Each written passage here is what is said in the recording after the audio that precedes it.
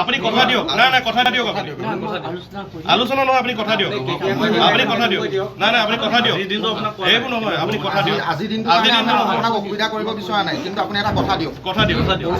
পৰিয়াল এটা আছে ককাই ভাই থাকে চব থাকে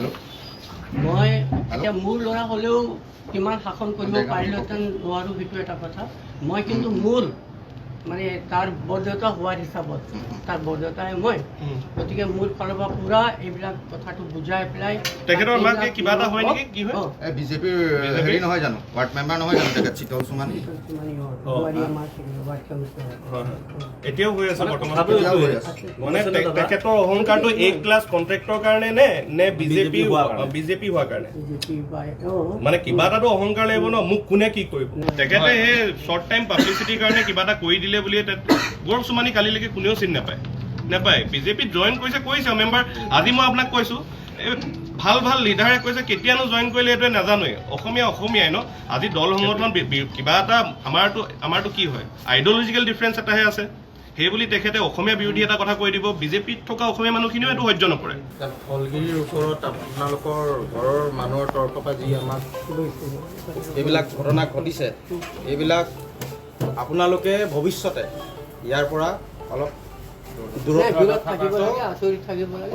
আমি গোলাঘাটতে হওক বা দেৰগাঁৱতে হওক গোটেইখিনি জাতীয় সংগঠনে কেতিয়াও আপোনালোকৰ লগত এটা অপ্ৰীতিকৰ পৰিস্থিতি সৃষ্টি কৰিবৰ কাৰণে আমি কেতিয়াও কৰা নাই মোৰ ঘৰ দেৰগাঁৱত আপুনি নিজেও জানে আজিলৈকে অপ্ৰীতিকৰ পৰিস্থিতি সৃষ্টি নাই কৰা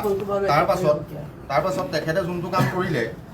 সেইটো আপুনি নিজ মুখেৰে কয় সেইটো ভাল কাম কৰিছিলে জানো ফেমিলি মানে ডাঙৰ হিচাপে সেইবিলাক আমি ভাল কৰোঁ আজি ধৰক আপোনালোকৰ মানে যিটো পাৰোঁ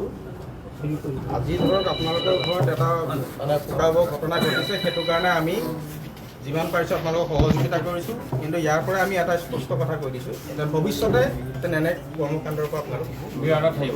আৰু দ্বিতীয়বাৰ যদি এনেকুৱা ধৰণৰ কিবা ঘটনা তেখেতে কৰে তেতিয়াহ'লে গোলাঘাট জিলাৰ কোনো এটা দল বা জাতীয় সংগঠনে কেতিয়াও কিন্তু এইটো বস্তু ক্ষমা নকৰে যোৱাকালি শৃংখলাৰ ওপৰত দি দিছে তেখেতে ঠিক আছে আপুনি জানে বীৰ লাচিত নাথ প্ৰশাসনিক সচিব হয় অসমৰ কাৰণে যথেষ্ট তেখেতৰ পৰিয়ালটোৰ অৱদান এটা আছে কিবা এটা কাৰণত তেখেতে কেছখন দিছে তাত কোনো আপত্তি নাই কি যুক্তিত দিছে কথাটো আপোনালোকে প্ৰথমে বিৰোধিতা কৰিব লাগিছিলে নে নাই দেৰগাঁৱৰ মাৰোৱাৰী সমাজ ইমান মিলা প্ৰীতিয়ে থাকে ইমান দিব পৰা জীৱন ইমান যুগৰ পৰা গোটেই মানুহখিনি গোলাঘাটত শান্তিভাৱে জীয়াই আছে আগলৈ বসবাস কৰিব লাগিব তো সেইটো কাৰণে অপ্ৰীতিকৰ সৃষ্টি মানে পৰিৱেশ এটা বনাটো আমিও নিবিচাৰোঁ আপোনালোকেও নিবিচাৰিব এই চেম্বাৰ্ছকো আমি এটা কথা জনাম আজিতো আমি বন্ধ দিম বুলি ভাবিছিলোঁ দেৰগাঁওখন কিন্তু আপোনালোকৰ ঘৰত এটা ধৰক ডেথ হৈছে তো তাৰ সেইটো সন্মানটো আমি ৰাখিছোঁ তেখেত কোনোবাই চুমানী তেখেত কোনটো লগাই থৈছে নেকি ঠিক আছে বাৰু এই যিজন চুমানী আছিলে কি চুমানী গৌৰৱ চুমানীৰ পৰা আমি বিচাৰিছোঁ ৰাইজে বিচাৰিছে কেৱল বীৰ লাচিত নাথ বা দল সংগঠন বুলি নহয় অসমৰ ৰাইজে বিচাৰিছে তেখেতে এটা ৰাজহুৱাভাৱে ক্ষমা বিচাৰক তেখেতে এটা বাৰ্তা দিয়ক যে আজি গোলাঘাটত এনেকুৱা এটা পৰিস্থিতি মোৰ কাৰণে হ'বলৈ পালে আজিলৈকে কোনোদিনে গোলাঘাটত এনেকুৱা সংঘাত হোৱা নাই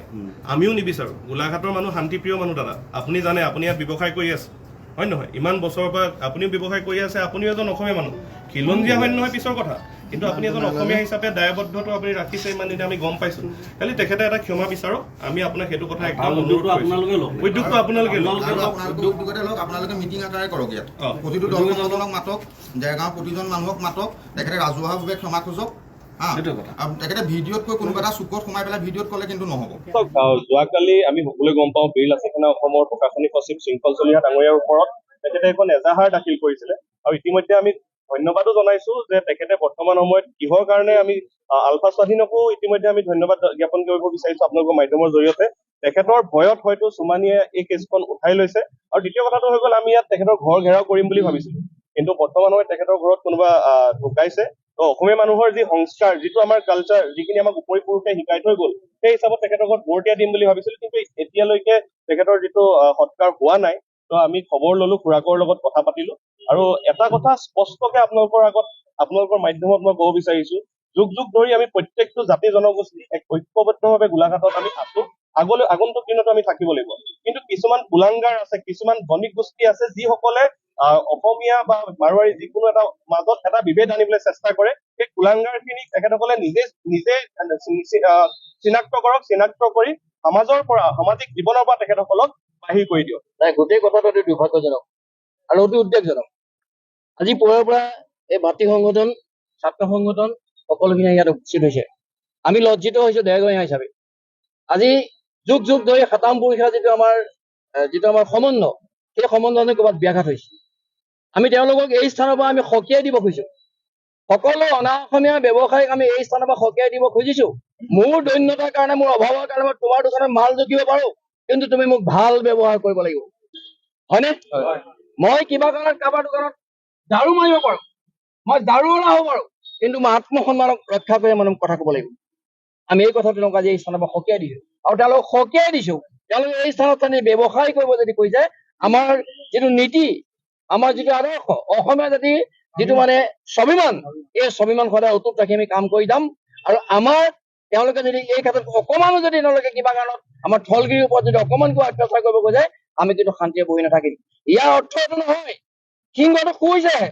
জিৰাইছে, সিংহ খোৱা নাই। আমি মনে মনে আছো, ইয়াৰ অৰ্থ এইটো নহয় যে আমি শুইছো, নহয়, সিংহ জিৰাইছে। সিংহ যেতিয়া সাৰ পাব, তেতিয়া কিন্তু কাকো শুনাই নেৰিব। আমি এই স্থানৰ পৰা সেইকাৰণে অনুৰোধ জনাইছো, আমি যেনেকে আছো তেনেকে থাকা। আৰু ইয়াৰ জৰিয়তে আমি গৌৰৱ চুমানীক আমি জনাব বিচাৰিছো, অনুৰোধ নহয়, গৌৰৱ চুমানীক মই কৈছো যে 72 ঘণ্টাৰ ভিতৰত তেওঁ আজি ইয়াত উপস্থিত থকা সকলো social media, electronic media, print media সকলোৰে আগত আমি মাপ খুজিব লাগিব যে মই অসমীয়াৰ বিৰুদ্ধে কথা কোৱাৰ কাৰণে, অসমীয়াৰ বিৰুদ্ধে এজাহাৰ দিয়াৰ কাৰণে মই আজি মোৰ দুখ স্বীকাৰ কৰি আপোনালোকৰ ওচৰত মাপ খুজিলো। আৰু ভৱিষ্যতে এনে কাৰ্য কৰিবলৈ আমি কেতিয়াও আগবাঢ়ি নাযাওঁ।